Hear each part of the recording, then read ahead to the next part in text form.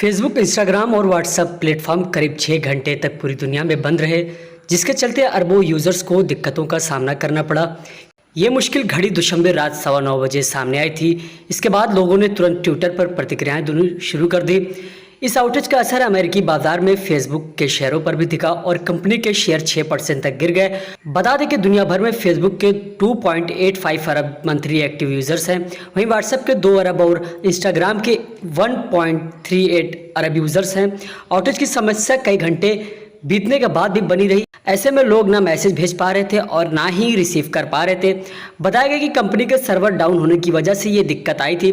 Outage trekking company Dector.com के मुताबिक दुनिया भर में 1.6 करीब यूजर ने सर्विसेज बंद होने की शिकायत दर्ज करवाई थी।